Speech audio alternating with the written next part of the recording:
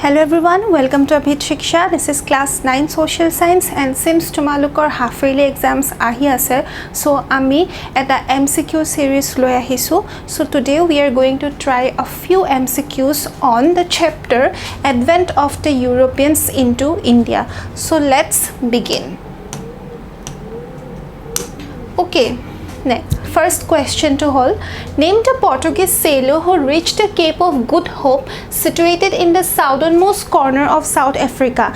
Aru ami janu ki the Europeans, the British hok ba Europeans se hok. Europeans poli kole okol British nohoy, Portuguese, French sob ahibo. So Europeans hokol India initially kyo ahisile? Trader karone nohoy ne trade. So, British hokole initially India ba Bharatot kyo karone kyo ahisile? Trader karone to establish trade relations, right?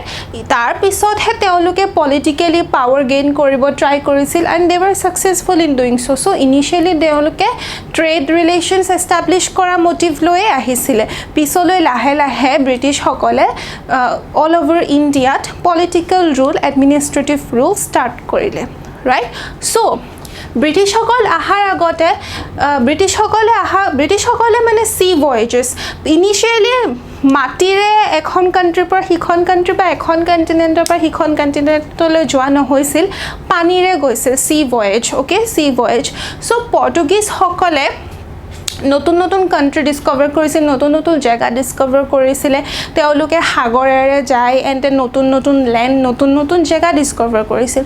So এনেকুৱা এজন পৰ্তুগীজ সেলাৰ যোনে south আফ্ৰিকাৰ এটা জায়গা নামটো কি হয় Cape of good hope তাত গৈছিল। Okay, Name the Portuguese sailor who reached the Cape of Good Hope situated in the southernmost corner of South Africa. Mane Europeans hokolor motive asil beleg beleg jagar logot trade relations establish kora. Okay, teneke mane Portuguese sailors teoluke hagorere travel korisile, right? Teoluke hagorere travel korisil and beleg beleg jaga teoluk goisil. Teneke ejon Portuguese sailor jun Cape of Good Hope od ahisil namtu ki hoy Bartolomeu Dias. Okay, Bartolomeu Dias. Next, name the Portuguese sailor who arrived at Calicut port in India. Similarly, anejon Portuguese sailor teo India to ahisile hagorere ba sea voyage kori India ahisil. Teo kun asil Vasco da Gama. Ami Vasco da Gamar nam hokolue hunisu. Next, name the English merchant who arrived in India with a petition letter from Elizabeth and received trade privileges from Akbar.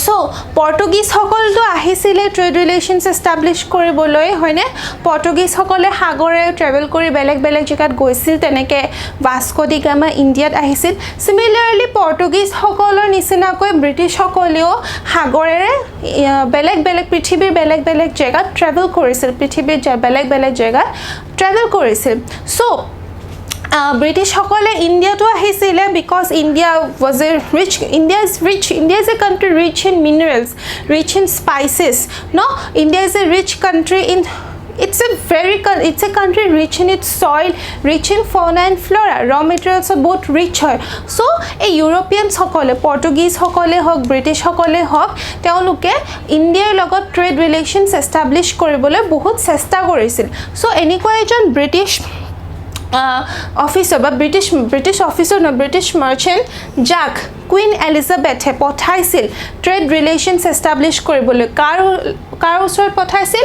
Empire Akbar ওচৰত পঠাইছিল তেওঁৰ নাম হল জন মিলডেন হল so Portuguese সেলাৰ যোন Cape of good হপত কৈছিলে তেওঁৰ নাম হল বাৰ্টলোমেও Diaz তাৰ পিছত কোনজন পৰ্তুগীজ সেলাৰ ইণ্ডিয়াত আহিছিল ক্যালিকট পোৰ্টত Vasco da Gama and then আকবৰৰ ওচৰত কুইন এলিজাবেথে কোনজন ইংলিছ মাৰ্চেণ্টক পঠাইছিলে ট্ৰেড ৰিলেশনছ এষ্টাব্লিছ কৰিবলৈ জন মিলডেন হল alright Next, name the English merchant that was sent by King James I with a petition letter to Mughal Emperor Jahangir. Janeke Elizabeth John Milden Hall, English merchant John Milden Hall ok pothaisile kar osot Akbar osot trade privileges gain koribole teneke King James I teo ejon English merchant ok pothaisile kar osot pothaisil Mughal Emperor Jahangir osot. So Jahangir osot pothaisil trade relations establish koribole, right? তেখেতৰ নাম কি আছিলে Captain William Hawkins but he was not successful in establishing trade relations with Emperor Jahangir কিন্তু জাহাঙ্গীৰে permission দিছিলে যে তোমালোকে ইয়াত settle হ'ব পাৰা you can establish settlements here but you cannot establish trade relations with us okay next After the Sepoy Mutiny, what did the minister directly associated with the administration of India came to be known as? So, Sepoy Mutiny episode, the minister directly associated with the administration of India came to be known as Secretary of State for India. Okay, Secretary of State for India. Next, name the last Governor General and the under the company and the first viceroy under the crown. So Lord Canning, he was the last governor general and the under the company and the first viceroy. Eto ahibo pare first viceroy kun hoy aru last governor general kun hoy Lord Canning hoy. Name two financial experts invited by Lord Canning post the Sepoy Mutiny. So Sepoy Mutiny by the revolt of 1857. So basically this was a revolt started by the Indian soldiers Indian soldiers posted in the British regiments. So in the Indian soldiers posted in the British regiment they started a revolt against the British government. Aru a revolt to Miratot origin hoisile and lahe spread hoy goisil all over India. So to suppress this revolt the British had to spend lots of money lots of resources okay both economic loss hoisile teolokor so he economic loss to recover koribo lagibo hoine so dujon financial experts ok mata hol dujon financial experts ok mata hol june mane advice dibo pare je iman khini loss hol so now what can you কি কৰিব পাৰি এক্সপাৰ্টস দুজনক মাতিলে financial experts কোন হয় Samuel and James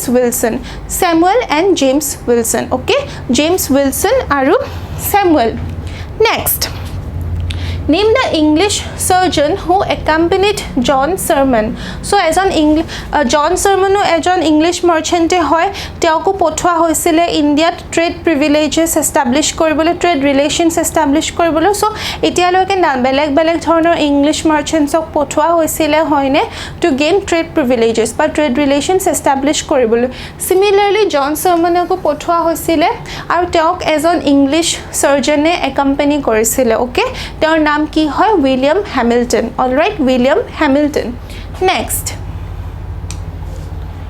Name the Englishman who was an ordinary servant of the East India Company but devised a scheme of expelling other European companies from India. So Robert Clive, he was a British officer okay he was a British officer he was a simple man okay he was an ordinary servant just a simple man ordinary servant of the British East India Company but he made sure to expel all the other European powers puli kole Portuguese ahe so beleg European manu hokolok mane ekdom plan kori pothiai disile India pora to make sure that British hokole jate yat thake British hokole jate rule koribo pare so kun hoy Robert Clive. Next, name the Mughal emperor with whom Robert Clive signed the treaty wherein the EIC got the legal sanction as the ruling power during that period.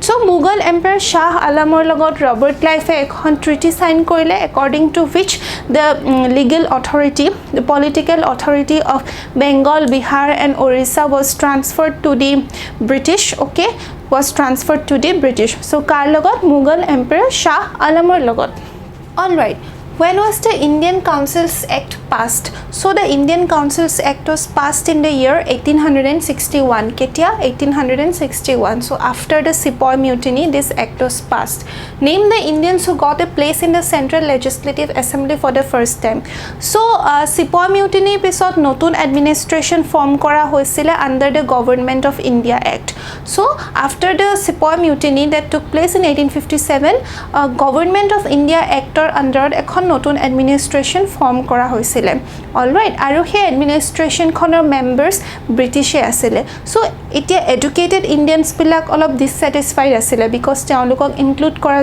hwa nasile so এই ডিসেটিসফেকশনটো আঁতৰাবৰ কাৰণে কি হৈছিলে central legislative এছেম্বলিত not only British but কিছুমান ইণ্ডিয়ানছকো include কৰা গৈছিলে অলৰাইট কিছুমান ইণ্ডিয়ানছকো ইনক্লুড কৰা গৈছিলে সো কোন কোন আছিলে বাৰু তেনেকুৱা কিছু ইণ্ডিয়ানছ যাক ইনক্লুড কৰা আছিলে ৰাজা বাহাদুৰ ডিংকাৰ ৰাও তেখেত আছিলে গোৱালিয়ৰ এক্স মিনিষ্টাৰ তাৰপিছত আহিল ৰাজা বাহাদুৰ নৰেন্দ্ৰ সিং অফ পাটিয়ালা আৰু তাৰপিছত হ'ল জমিদাৰ Raja Bahadur Deo Narayan of north east frontier province so ডিসেটিসফেকশনটো আঁতৰাবৰ কাৰণে চেন্ট্ৰেল লেজিসলেটিভ এছেম্বলিত ইণ্ডিয়ানছো ইণ্ডিয়ানছো পাৰ্ট হ'ল alright next Name the act that paved the way for local self-government in India. Ki hoy? The Resolution or Financial Decentralization. The Resolution on Financial Decentralization Act paved the way for local self-government in India. Next. Name the Governor General who argued before the English government that the Indians should not be employed in the administration. So, a decision to loa hoisile ki Indians hokolok Central Legislative Assembly by administration or mane part hobo pare. Alright. So, initially to Government of India actor under to mane ito okol British hokol is a part hobo Indians hokol part hobo nware hetu asile no. Our Indian educated Indians kisuman dissatisfied hoisil. Tar pisot teolokok include kora goisil. A decision to kintu কোন এজন মানুহে oppose কৰিছিল কোন আছিল lord Cornwallis তাৰ পিছত দুটা post create কৰা গৈছিল ওকে educated Indians সকলৰ কাৰণে name the two posts created in 1833 and 1843 and was decided that Indians would be fit for both the post deputy collector আৰু deputy magistrate